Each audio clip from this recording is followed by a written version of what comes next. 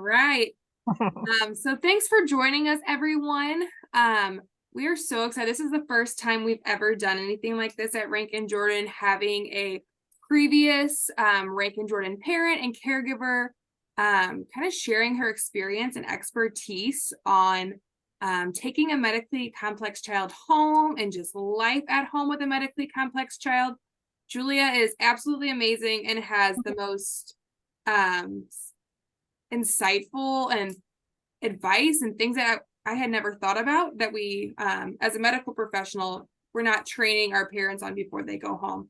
So I've been lucky enough to keep in contact with Julia through Rankin Jordan's Patient Family Advisory Council. I would introduce her, but I'm afraid I'm not going to do it all justice. So I'm going to kind of let her take over. This is super open style. Please feel free to pop on and ask a question at any time or chat it into through the app, and I will be monitoring that. We also did have a few pre-submitted questions for people who weren't able to join live that we'll cover as well. So I'm going to take it over to Julia. All right, thanks. So real quick, I'll just do an introduction on myself. I'm Julia Nesselhauf. I am Jade Nesselhauf's mom, first and foremost, because she's my baby. So Jade was born with tetralogy of Fallot, which is a congenital heart defect. And she was at Mercy for 2 weeks and then moved over to Cardinal Glennon, where she underwent some heart procedures, including 2 open heart surgeries, one of which post-op, she experienced an accident where she coded for 55 minutes without oxygen, which caused her to have an anoxic brain injury. So on top of that, she became cerebral palsy, epilepsy, a lot of different things that we weren't prepared for when we were pregnant with her. We were just thinking we were having a heart baby. And now it turned into a whole nother thing. So following that accident, I advocated really heavily to go to Rankin Jordan because I had heard so many good things about them through the physical therapist and occupational therapist at Cardinal Glennon.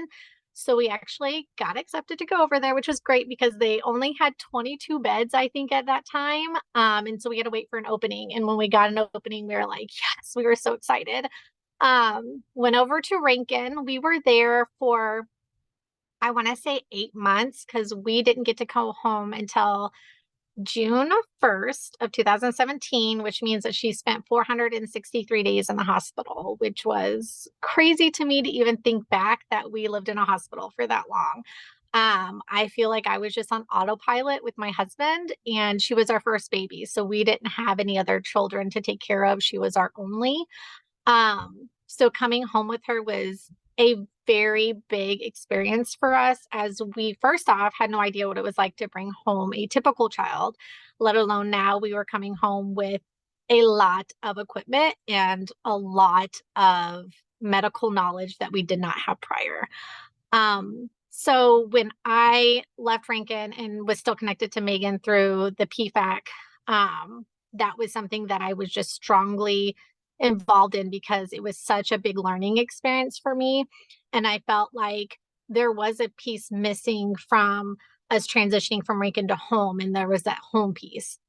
And so me and my husband just kept talking about all the struggles and the knowledge that we had to learn. And I mean, it's a lot to take in as a new parent, and then also the medical complexity of everything. So we decided that we wanted to create a foundation in Jade's name, and it's called Jade's Helpful Heart Foundation. And what we've been doing is working actively, and even more actively now with Rankin, to help families transition home. So Rankin gives so much support and so much knowledge to families, but when families get home, there's a lot of new things that Rankin can't really help with, and that can include like some of the medical bills that are cured, or some of the adaptive equipment that insurance won't pay for, or just even finding resources out there, learning how to organize your home when you're coming home with supplies, but realizing you're getting a whole month's worth of supplies and not knowing where to put it all. So that was something that we felt like we really wanted to help with, and that's where the foundation came from. And now we're doing this like Q&A and like learning about different things that caregivers might need. And I feel like it's coming full circle now for us as family, as it's been, she's 7 now, so I have 7 years of experience with her. Was that a good introduction? That was It perfect. was awesome. If you're okay with it, we might just jump into questions, and anyone, if you have questions that come up, please, like I said, I'm starting to get some in the chat as well. And also feel free to unmute yourself and ask away as well. But first question, Julia, is there anything that you wish you would have known prior to taking Jade home? The things that I wish I would have known kind of go back to what we were talking about right before this meeting started, was knowing that you're going to get 100 of each item because you're getting months of supplies, and then also advocating for which pieces of equipment you need. So when Jade first came home, we didn't know that insurance only covers so many of the supplies, and then Medicaid only picks up so many. And so anything that you're left extra, you're paying for out of pocket. And medical supplies are astronomical because the demand versus the supply is vastly different. So for us, being knowledgeable about how much she needed and knowing how much we were going to get would have been really helpful, just to have that piece of knowledge before coming home. And if you hear my children screaming, I'm sorry, they're right above me. Yeah, I think that's great feedback. As a medical professional, I don't think that's something that I had ever. I knew you guys went home with a lot of supplies, but months at a time, and then also having to cover those additional costs. That can be an additional financial stressor that maybe families didn't realize. Yeah, so the companies that you get it from are called DME companies, or durable medical equipment companies. And something that's different between them is some of them will actively contact you to reorder your monthly supplies, where others will require you to call them. So if you're not on it when you're due, then you might be short supplies because you didn't make the call. So that's something to like have that communication with your DME company to make sure, you know, do you contact me or do I contact you to reorder these supplies? That's something we had no idea about. That was very new to us. That's so interesting. Julia, to ask another question, tell us a little bit more about the storage part of it all, like getting so much of, one supply at a time and figuring out where it goes, and you're trying to take care of your medically complex child. What was that like? So fortunately, we moved into a bigger house since she was first coming home. But when she first came home, it was impossible just to keep her in her bedroom. We really turned our living room into her living area because we had a ventilator. The bed, we needed access to all of the cords, and her room was just cluttered with supplies at that time. So we were learning at that time, like flying by the seat of our pants, trying to figure out where can we put everything that will find it, because you think, okay, you have a trach, you just have a trach. No, you have trach ties, you have the Meplex that goes around it, you have the HME that connects to it if you're doing, breathing trials. Then you have the tubing that comes off of that into the ventilator. Then you have the bacteria. I mean, the list goes on when you're thinking about one thing, right? There's different supplies for it all. And you have to know the names of all that. So if you don't get a list from your DME company, that can be extremely stressful for a family. Like, what is this thing called that looks like a circle that has tubes coming out of it? Oh, it's a bacteria filter. Okay, well, now I know, and now I can order it. But if you don't know and you're not knowledgeable about each piece, then when you get home, you have to learn it all. And I could not imagine, if you don't have like any medical knowledge or having the experience of Rankin, to know all of those pieces and to have that communication with your DME company. Then on top of that, navigating insurance with it to see what you can get. So for us, organization really started with crazy little bitty totes, these plastic totes, and then like labeling them with stickers to try to get everything on this like bookshelf is what we did. And then we came across IKEA. Love IKEA for this. They have this brand called Trofast, and they have different sizes. So they have like 3-tier, they have tall bookcases, and then they have short ones, and they can be stacked. But what's so amazing is that the bins, you can choose which sizes you need. So do you need like a small one? Do you need a medium one? Do you need a large one? So for instance, we put all of Jade's diapers in a big one that's by where we change her. And then in her small one, we have like her thermometer, Aquaphor, things that are small that are miscellaneous right there. And then in like the medium one is like where the gloves are. And I'm going to be honest, I have like 7 of these can like different organizers across her room right now because she has so many supplies. And we have labeled each one. So, I mean, what's different for us is we don't have a closet in Jade's room because we had to make an office into her closet or her room. So her closet is some of these Trofast containers. And then we use our co-closet as her closet. So we had to really like organize our house to fit around Jade to make it easier because not only is it us taking care of her, it's nurses and stuff that come in here. And when you first have staff that comes in here that hasn't worked with her, they need to know where to find everything quickly. And so labeling was like a big must have. And now her nurses have been part of our family for over 5 years. So they know everything and help us organize. But that's something that we really had to like learn. And it was a struggle. And we're still kind of changing things around as we go to like fit her daily life because honestly, her life has changed since she first came home. She first came home with a ventilator. So we had vent supplies. Now she doesn't have it. She's been vent free for 3 years. So that was like, bye, and so now we have different supplies that are for different things for her, like therapy supplies and stuff that she's more active in. So things will change and that is okay. And that's what I love about the Trofast is because I can rip the label off and I can change the sizes and move things around because her life changes and they're very easily changeable. That's awesome. That was so helpful. Thank you so much. Mm-hmm. Sorry, I'm taking notes on some of these things that you're saying too, Julia, as we go along. I have links for them too, because I've helped families with the Trofast and they have like different options. So I do have links for them. Well, that'd be great. I'd love to share that if anyone else is interested. I can send an email after this Q&A. All right, Julia, I have another question for you that was pre-submitted. And that is, can you tell us a little bit about your first week at home with Jade? The first week at home was stressful. I'm going to be honest. One, because I was just so nervous with her being home on a ventilator.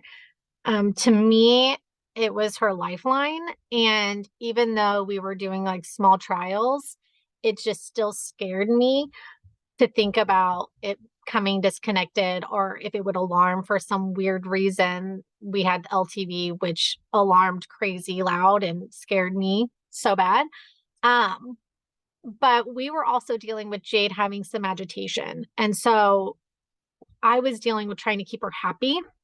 And it was summer. So I work as a school psychologist with special school district. And I was off for the summer, which is one of the reasons why we chose June 1st so that I could be off with her throughout her transition home.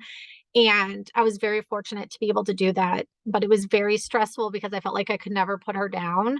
And I was constantly having to swing her. So there were a lot of things that we were doing emotionally with her to try to get her to acclimate. Because she was used to this hospital life and now she's coming home and there's totally new noises and different things that she's got to get used to instead of just the sounds of what Rankin was like or just the sounds of what Glennon was like. So for us, we were dealing with a lot of like the emotional component of it on top of being scared. I think it's very truthful to say that we were scared, excited, very excited. And it was bittersweet to leave because Rankin was our second home. That's where she was at. Everybody loved her there. Everybody took care of her, changed her bedding. They just treated her like a little angel. And then she comes home and we're just, okay, now it's all on us. Right. So I think that was something that shifting in a mindset of like, her life is in our hands. Like we know our children's life are in our hands, but it just was so scary because she had so many medical challenges. And I just wanted her to be happy. And so that was scary for us the first week. And then we got the knock on the door for all of her supplies. And it was box after box after box after box. And I was just like, oh my goodness, what are we going to do with all this? And so that overwhelming feeling of like, okay, we learned some things of what we needed to come home to, but then like, okay, what is all this stuff that's coming in? Um, and then we were also allowing strangers into our home to take care of our daughter. That was very new to us and a little like shell shocking, right? Because you're used to just like getting up and like moving around the house and whatever you want to wear. And you can't do that when there's a stranger in your house, let alone how trusting are you of the stranger in your house, even though you might know them and have met them. That is definitely something that is changed in our life. And now the strangers are basically our family because they've been with us for so long. But it was nerve wracking. And we did purchase cameras just to make sure that we felt safe, and made sure that our daughter was cared for. In case any accidents happened, we knew what happened. Wow, that's truly amazing when you word it all like that. Um, how much home nursing did you go home with? So we had to have night nursing in order to go home. I think we had to be almost fully staffed in order to go home. I was considered the day staff because I was home already for the summer. So that's the reason why we got to go home. Otherwise, we wouldn't have been able to if I worked, like work during the summer.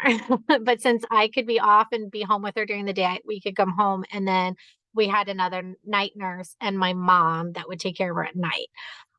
So my mom like uprooted her entire life, who lives in Kansas City and comes down here every week to care for her daughter still 7 years later and works overnight to take care of Jade. And then my stepdad travels every other weekend down here and they just go back and forth. And I don't know how on earth I've been so blessed to have parents like that, but we are very, very blessed and very fortunate to have them part of our life. But we had one nurse that was technically a nurse to do overnight. And she was with us for, I want to say about a year, maybe a little longer. So how many nurses do you guys have now still? So my mom is considered one of the nurses because she is an LPN. And so she actually is hired through one of the nursing agencies because they allow grandparents to do that now since COVID. Thank you. So now she gets paid for all the work that she does. And then we have 3 other nurses. So we have 2 day nurses and then 1 night nurse. Then my mom's the other night nurse. So 4 total. And they've all been with us. The day nurses have been with us for 5 years. And the night nurse has been with us coming up on 3. Sounds like you guys have found a good team, which is yes, but it's sad too because we used to have other nurses, and typically if you get an LPN that's in school to become an RN, once they become an RN, they leave to go to the hospital. So that's happened to us a few times.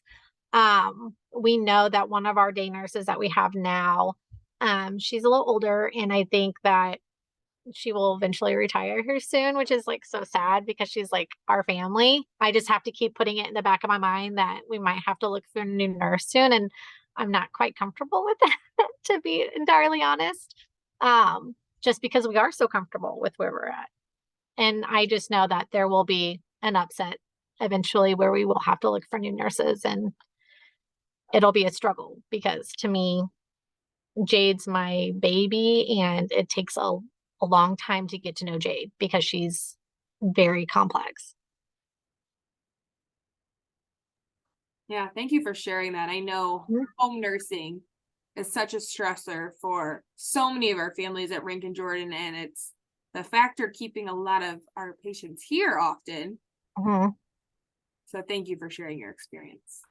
Yeah, I think one thing that really helped us when we did get new nursing is I was friends with this woman, Anne, and she has a son named Jackson, and they live in Illinois. And she sent me this Get to Know Jackson booklet, and it's through a program. And I'm trying to work on a template right now for families, but I was able to change everything to Jade. And what was so nice about this little book was that it said like Get to Know Jade, and then it had like her schedule in it, her likes, her dislikes.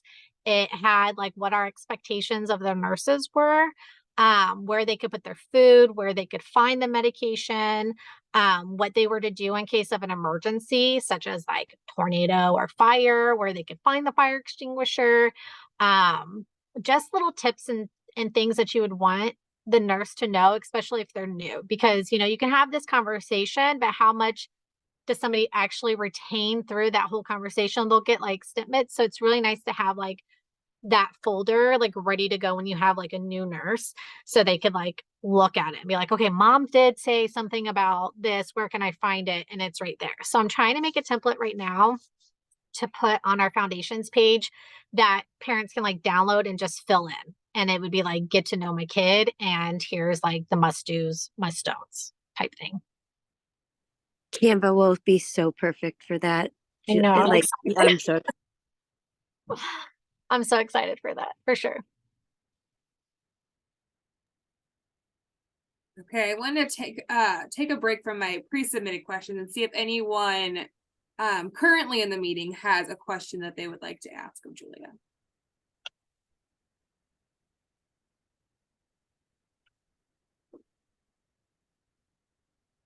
And if not, we will keep rolling with the pre-submitted questions. I have one, Megan, if that's okay. Absolutely. We've heard from places similar to Rankin, like at Elizabeth Seton's, which is a pediatric rehab hospital in New York, that they do something called trial runs with families, where close to discharge, the family takes the patient home, their child home, for the weekend to do a trial run and to sort out, smooth out kinks and just see how it goes. So that's not something we're doing right now, but we just wanted to get your take on that. Would that have been something helpful for you all? What are your thoughts? So yeah, I think, I talked a little bit about this during one of our PFAC meetings, but Jade got to do a trial run with just traveling out, and we did like a little barbecue thing over at a friend's house. But the difference is we traveled with Rankin, not us traveling with Jade. So I think one of the biggest things that we had to learn, or was a learning curve for us, is how to pack her up in our vehicle and travel with her. When we got home, I felt like everything was there. So there was like a sort of comfort there. The overnight would have definitely been helpful as like a trial run, but I probably wouldn't have wanted to bring her back, because I'd be like, oh, she's home. Okay, we're good. Oh, yeah. But the traveling in the car was nerve-wracking with the ventilator, with her being so little. I just remember kept looking at, I can't even remember the connector now. But the connector to the vent that was hanging right there. And I'm like, don't pop off, don't pop off, don't pop off. Like, we're in the car and I'm like, Joe, go slow, go slow. And he's like, I'm going slow. And I'm like, okay. And I was like in the back seat, just like sweating. Oh, I bet. So traveling, yes, I think it is a good idea. And for like at least like an overnight, would have been nice if there was some sort of help available, maybe, in case. Absolutely. Mhm. That makes sense. Thanks for answering.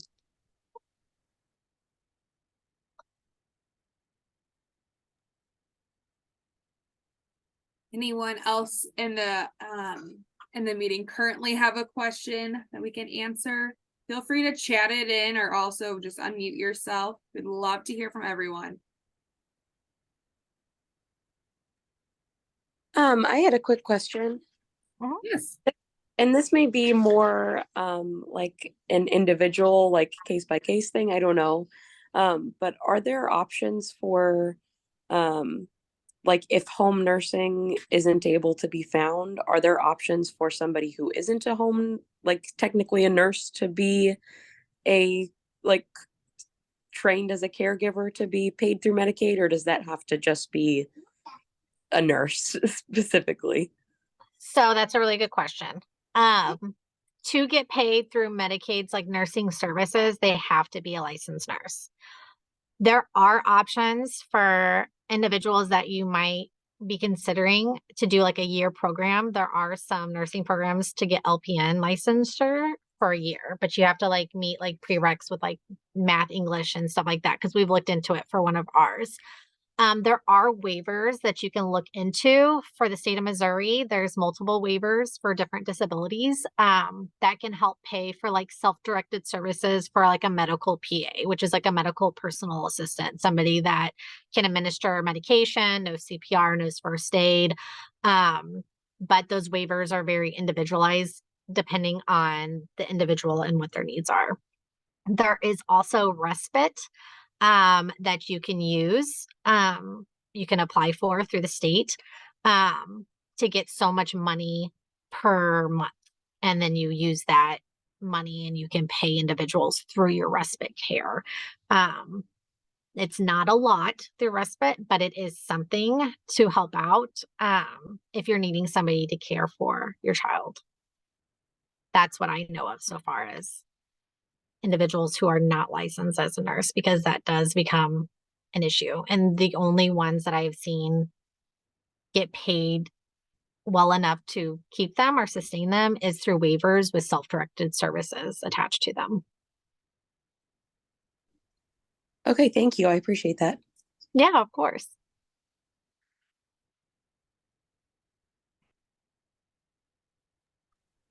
And hi, I'm Brittany. I am a case manager at St. Louis Children's Hospital. So I just wanted to say thank you so much for sharing your story. It is very, very insightful. I know Rankin and Children's, they follow similar paths to getting patients home on ventilators, but it's very different scenarios. So I was just very excited to join this to learn from you what exactly it is like on the home end when we do discharge you. It's also the supply issue has come up many times. In the hospital Rankin, we have a ton of just items at our disposal. So it's easy to be like, oh, I dropped my HME. Let me pick that up and give that back to you, so forth. So that's something that we're trying to learn too. And unfortunately, it seems like every agency is different with that. But that's good to know. So I will continue to try to do my best to prep families the best I can for that. Yeah. The supplies are probably the biggest piece with like organization, knowledge, aside from like needing care for your child. Because I know even if your child comes home with just a G button, and you say just a G button, but I say a G button on the lower side of things, certain daycares won't take your child because they have a G button. So that's something that a lot of families don't know, that a lot of daycares won't take a child when they have a G button, which baffles me still a little bit. But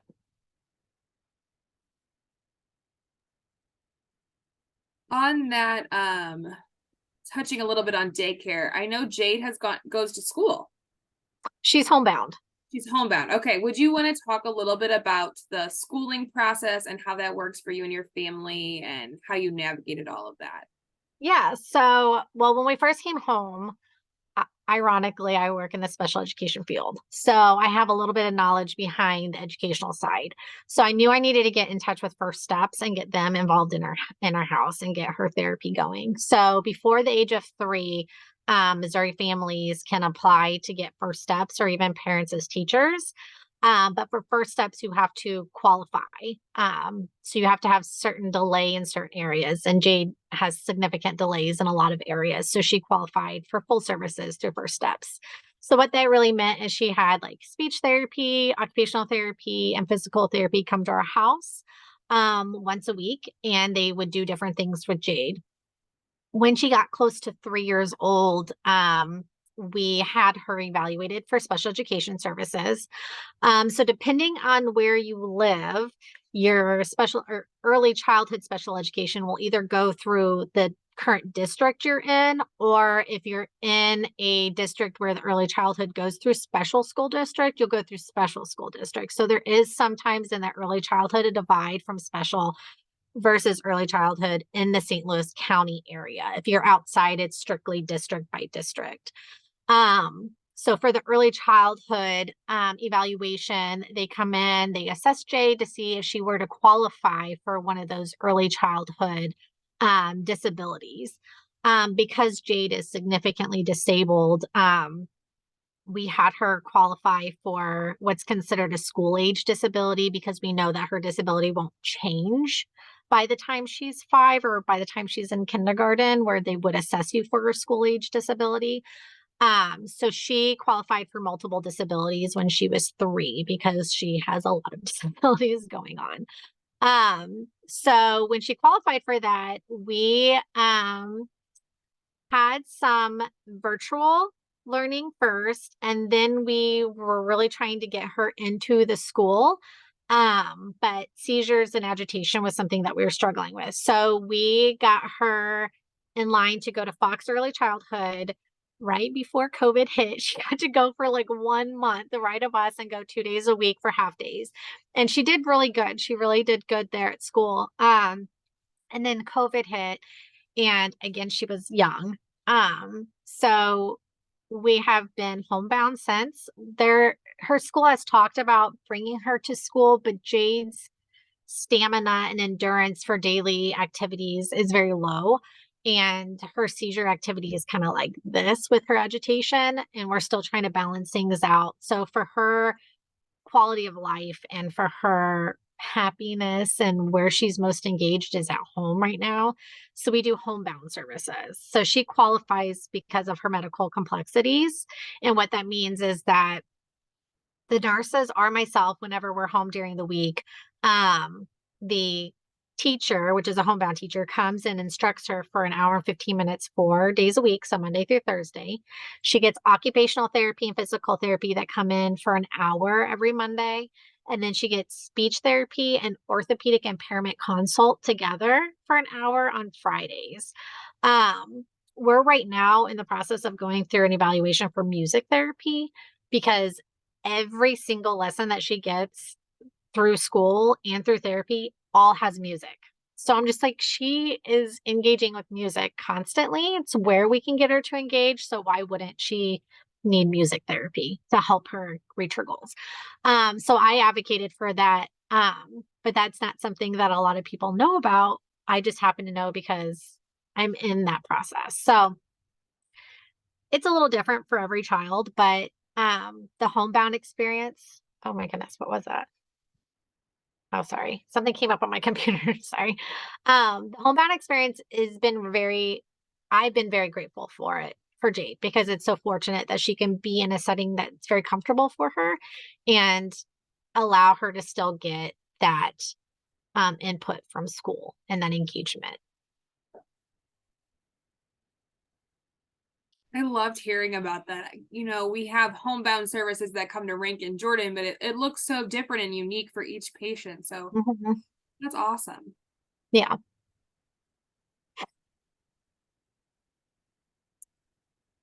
Okay, I have another pre-submitted question. Okay. And so this is kind of just, can you tell us a little bit about your caregiver training when you were in the hospital still? And what types of things you needed to be trained on? And did you feel like that the training you received was adequate? So all of our training happened at Rankin, and we had the greatest respiratory therapist there. And she really dove us in to doing trait changes, which was not the most comfortable thing to do. One, because Jade was still hooked up to the ventilator when I had to do this. So I also didn't understand the airway. So like my knowledge of like how our airway works and how her airway works just wasn't something I was like informed on. Like to really understand, like when I take this out, what happens inside, like I'm not sure what was going on, and I don't know if anybody knew what was going on with Jade when we took it out. So I know that when we were trained, I literally was just probably flushed and sweating the whole entire time, to be 100% honest, because it was nerve wracking, like I just felt like this was her lifeline and I was taking it out and I just didn't feel comfortable and I felt very anxious about it.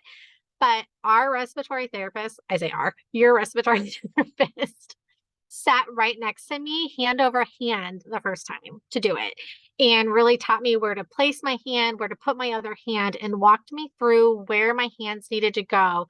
So it became almost like a motion, like if you're riding a bike, right? My husband had to be trained I had my sister-in-law trained because we knew that she would be around Jade. My mom was trained.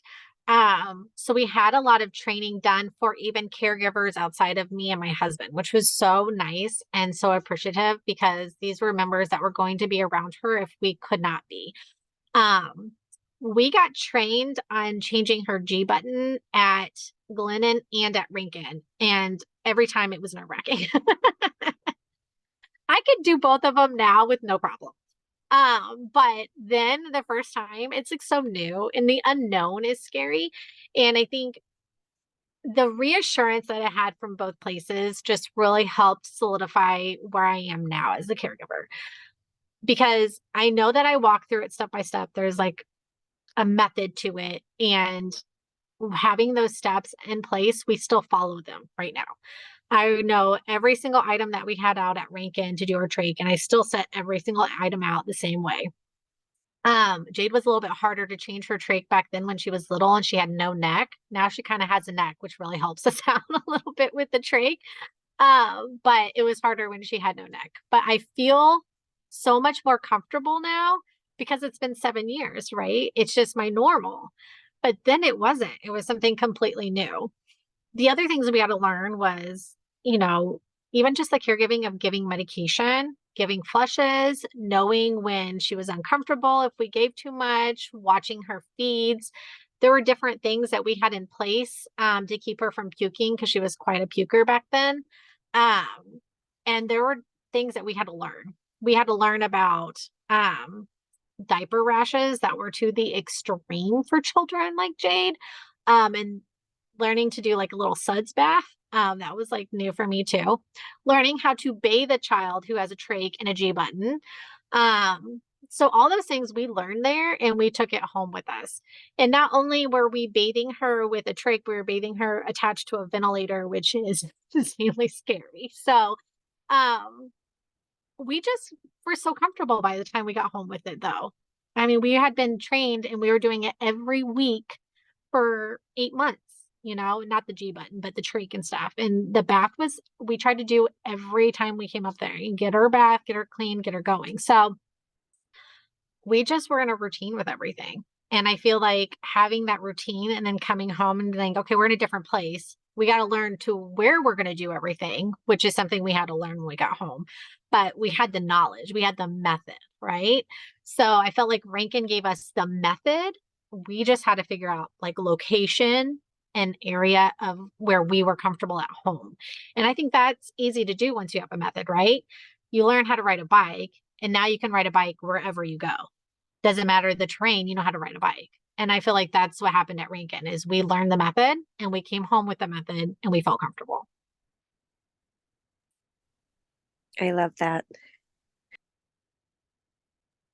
Yeah, I think some of that stuff you said is just so insightful. Like, I think we always think about, the ventilator and the trach and G-button caregiving piece, but there is so many more things that you are having to learn. I recently saw a quote and it was about medically complex parents and how you are being basically thrown into medical school, but you didn't want to be and you didn't sign up for it.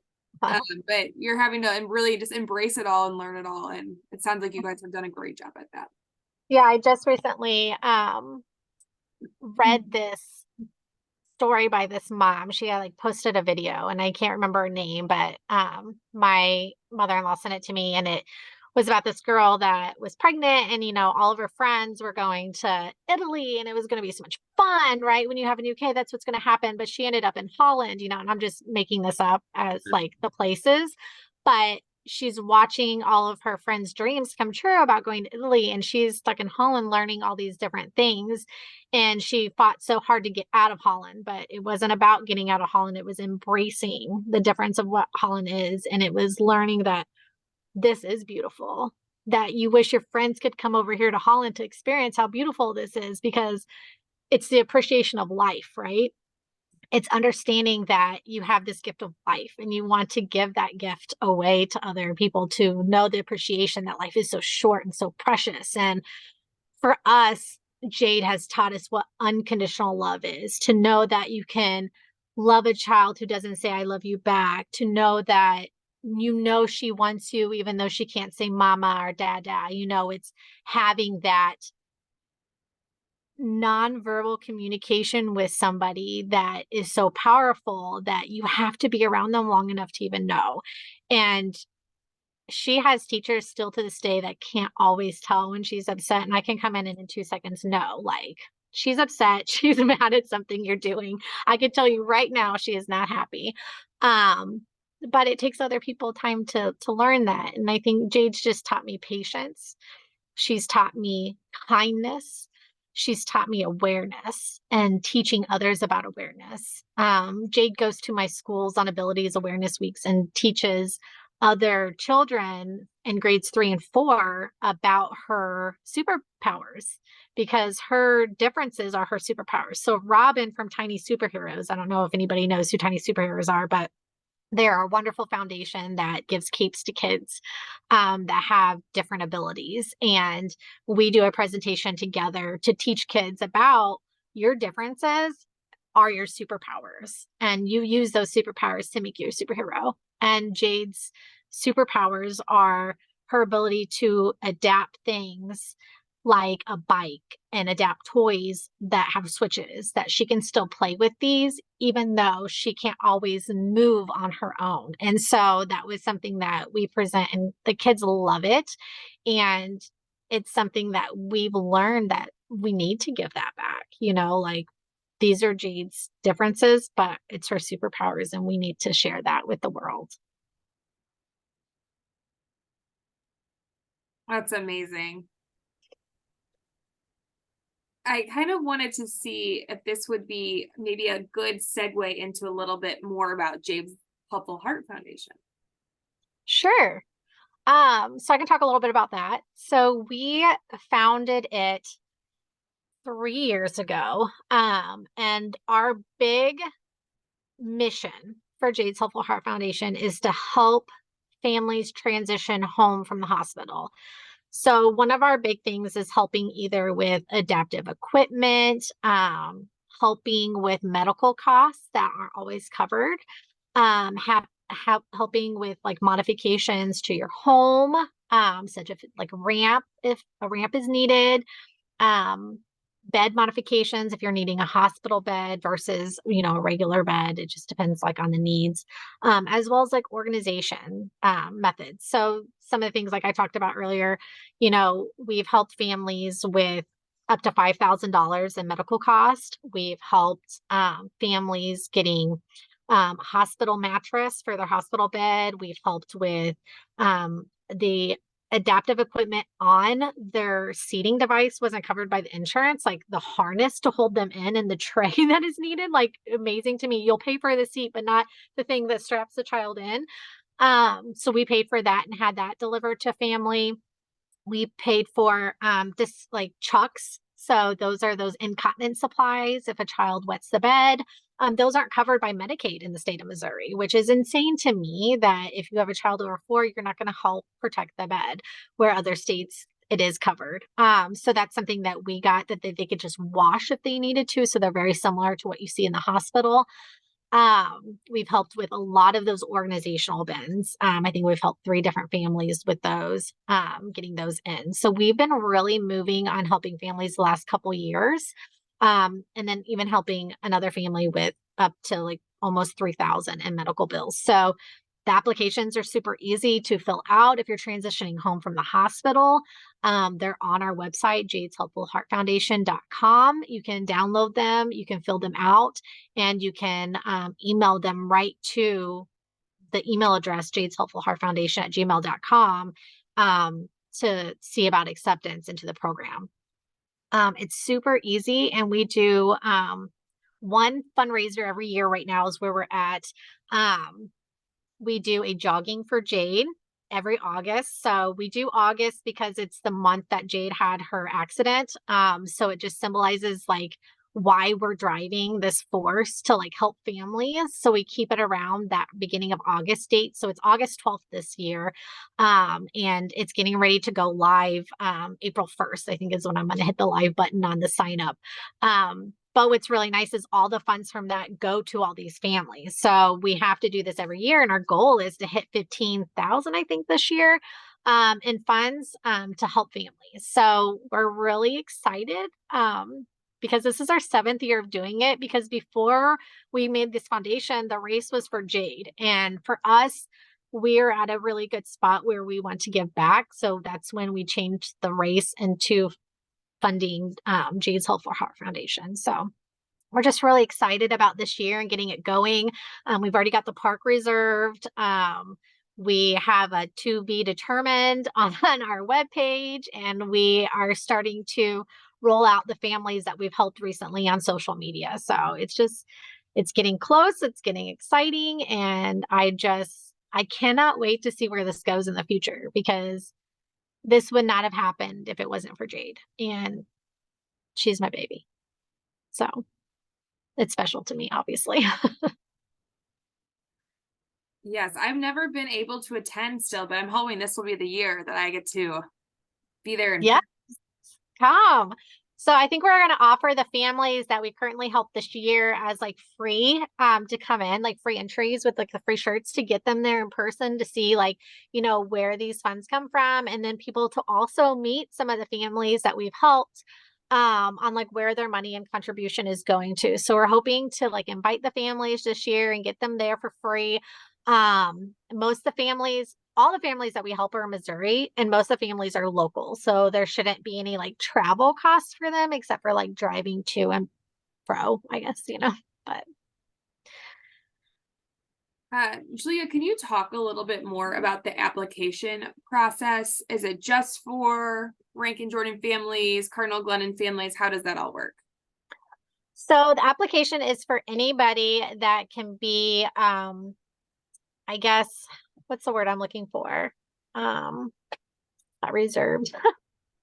So usually we have like a social worker or a doctor recommend a family. So we have to have a sign off from them saying that the child does have a medical complexity and is transitioning home. This is just to avoid fraud, basically. So I know I've been in connection with the social workers at Rankin. I have talked to a social worker at Glennon, and I've connected with a couple at Children's. So that's just the outreach I've done, but it really is for any family transitioning home from a hospital stay that's been lengthy with a child that has medical complexities. And those can be vastly different from child to child. You know, who am I to determine medical complexity? So what usually happens is the family fills out the application and submits it, and then I get with my other directors of the foundation, and we look at where we are at funds and whether or not we can accept or reject the application. Typically right now, the families that we've been helping have been under $1,000, which is completely doable. It depends on just how many we get, right? So we have to like keep that budget in line as we go through the year, but we've been on track to maintain our budget, and we've been helping pretty much every family that has applied with us, which is really amazing right now. That's so amazing, and it's so needed. Mm-hmm. I know we are getting we just have a few minutes left, and I want to be respectful of everyone's time. Is there any other questions Julia can answer?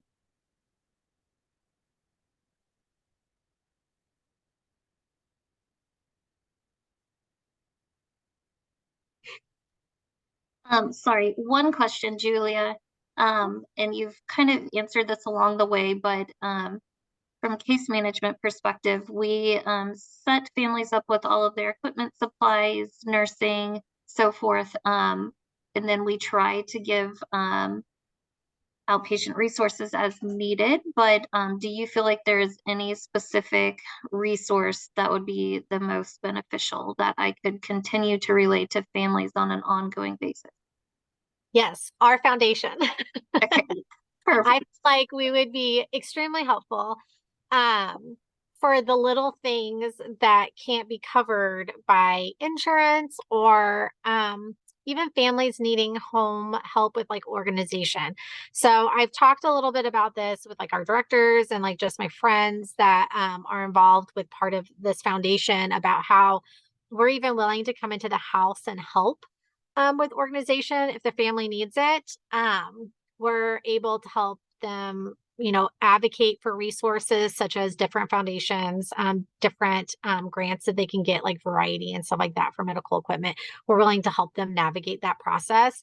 So not only are we going to be there for like the budget support or the money support in some of the areas, but we want to also be like the extra helping hand to navigate some things. So I know I've been on the phone with like a mom a couple times, just helping her, like, you need to reach out to this person. Here's the number for that person. That's who you need to contact to get a certain thing that she needed. So I went and found that information for her and just gave her the number. So it was like one less step for her.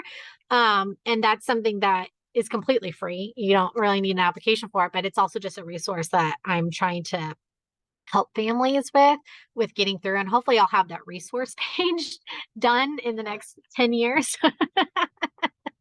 But it is something that I really want to extend to all people in the hospital that are helping families transition home, because I feel like we are very new, so we're a very small foundation, but we are underutilized right now. So if any family needs help, we want to help as much as possible. And we have a lot of avenues to help them because of how our foundation is set up, because we're not restricted on income based, which some foundations are. That is so incredible. I am very excited to relay your foundation to all of my families. So I hope you get a surplus of families to help. I hope so too. Yes. But then do you have a like a certain radius of like geographic radius that you work with? So if I have patients in, I don't know, Kansas City or way far in Missouri or Illinois. They just have to be a Missouri resident. Missouri. Okay, perfect. So Kansas City's fine. Kansas City, Missouri's fine. But yes, it has to be a Missouri resident just because our foundation is only in Missouri right now. We're not nationwide. So until that geographic thing changes, we're just not big enough to go that big right now. Sure. Thank you.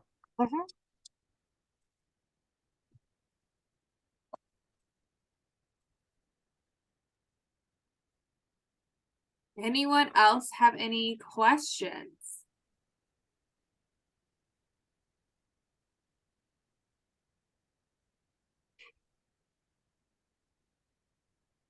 I have one more question right here, Julia. That just came through. And it is basically, what advice would you give to caregivers who are looking for home health nursing? Oh, it's hard. So I would ask your nursing coordinator through DMH, who's the one that approves your hours for your child, to give you the list of all the nursing agencies. And you will go down that list and you will call every single nursing agency and you will put your child on their list to get a nurse to call you back. And that is the one way that we had to do to advocate to get the nursing in our house when we were short staffed at one point. I went down that list and called every week, because they will not always be on top of it. I will call every week, every nursing agency to make sure my child was still on the list to get a nurse. And it's a pain and it takes time, but it is the best way to get nursing into your house. Wow, lots of persistence. Yes. Be the person that keeps dialing. Be the squeaky wheel.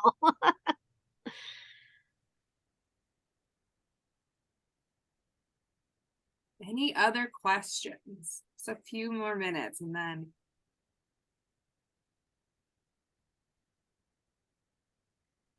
You're very welcome. I enjoyed this. It's been amazing, Julia. I think you just have such a rich life experiences in it all. And that is what is needed to continue advocating for these families. There's so many things I know I haven't thought of from a medical professional perspective, And I know there's so many ways that we can improve in preparing families for that transition home. And I think you're doing an amazing job advocating and helping these families. I Yeah. really appreciate you being here today. And I think one of the big things when you think about coming home with a kid that is medically complex is don't let your home be a jail cell for you, to keep getting out with your kid. And I know health risks can be scary. So obviously, if you cannot get out, obviously do not. But if you can, to try to find different things and different ways to expose your child to different events and adventures. And it's something that we keep trying to do with Jade. And Jade is 100% dependent on us for mobility. And um, we still take her places, to restaurants. We take her to all of our family events. She's been to the zoo. She's been to the aquarium. She is going to the beach this year. Like, So, I mean, that scares me a little bit, even though we do travel with her. Traveling that far away is a whole nother thing. And I think this will be a good learning experience for me and my husband. And we will connect with our complex care team about what we need to have in place when we do travel, such as if there's an emergency, which hospital we go to, who do we ask for? And then we have already started a list of every supply that we need. And I have me, one of my nurses, my mom, and we're all making a list together so that if we forget something, somebody else might think of it, because 3 heads are better than 1 when it comes to 100 supplies. For 10 days of being away. Yeah. If anything gets damaged, okay, we need 15 items, not 10, So there's like a whole thing that goes with it. And if anybody has any advice for traveling for 10 days with a kid with medical complex needs, shoot it my way because I need it.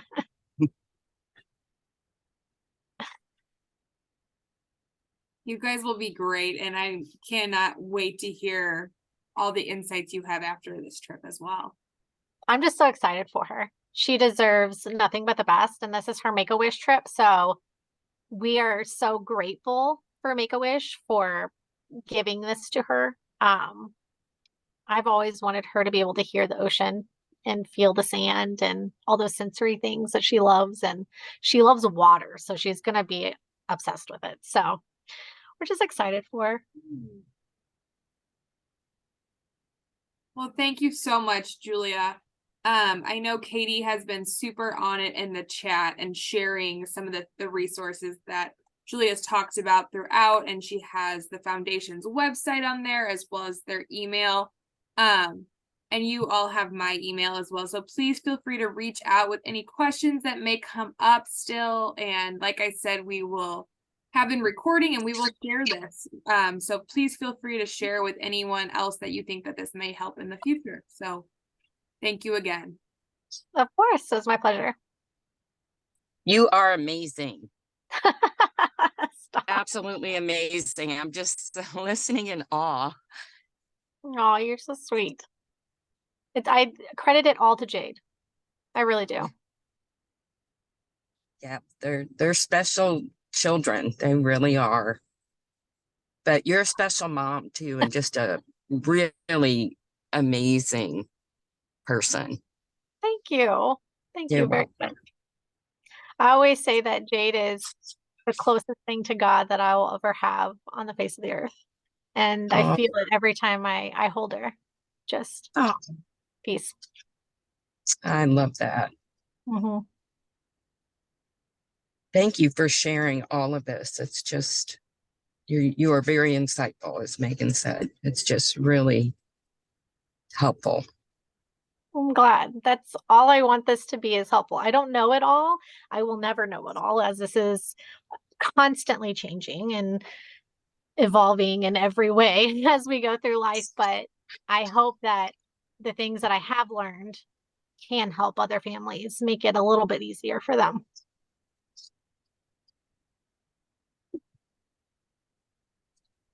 I wish every family at Rankin would log on and listen to this. I just think it would be so helpful. Oh, We will send them all the link.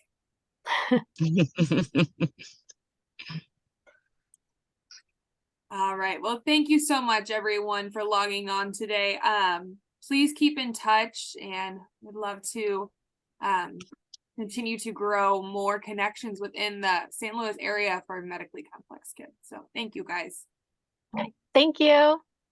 Bye.